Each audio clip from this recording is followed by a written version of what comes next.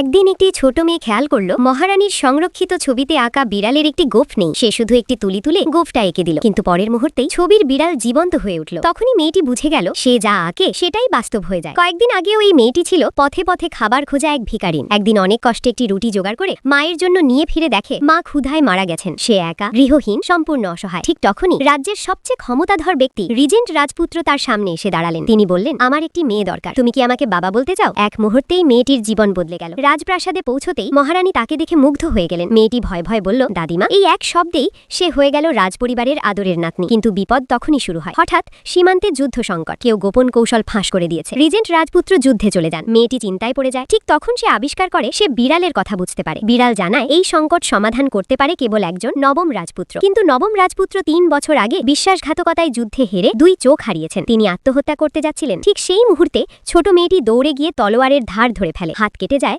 তবুও সে ছাড়ে না। সে বলে, আপনি হেরে যাননি, আপনার ক্ষতই প্রমাণ আপনি জনগণের জন্য লড়েছেন। এই কথায় নবম রাজপুত্র ভেঙে পড়েন। কিন্তু সমস্যা একটাই, তার চোখ সারাতে দরকার অত্যন্ত দুর্লভ একটি ঔষধি গাছ। কেউই তা খুঁজে পাচ্ছিল না। তখন মেয়েটি তুলি তুলে নেয় এবং কাগজে গাছটি এঁকে ফেলে। পরের মুহূর্তে গাছটি বাস্তবে হাজির। নবম রাজপুত্র আবার দেখতে পান। তিনি সেনাবাহিনী নিয়ে যুদ্ধে যান এবং মাত্র ১ মাসেই শত্রুকে পরাজিত করেন। রাজ্যে উৎসবের ঘোষণা হয়। এই উৎসবেই মেয়েটিকে রাজকন্যা ঘোষণা করার কথা। কিন্তু সেখানেই আরেক রাজকন্যা ঈর্ষায় অন্ধ হয়ে মেয়েটিকে ধাক্কা দিয়ে ফেলে দেয়, এমনকি তার তাবিজ ছিনিয়ে নিয়ে ভেঙে ফেলে। এই খবর পৌঁছায় রিজেন্ট রাজপুত্র, মহারানী এবং নবম রাজপুত্রের কানে। ৩ জন একসাথে রাগে ফেটে পড়েন এবং ছুটে আসেন উৎসবে। রাজপুত্র চিৎকার দিয়ে উঠে, তোমাদের সাহস হলো কি করে তাকে আঘাত করার?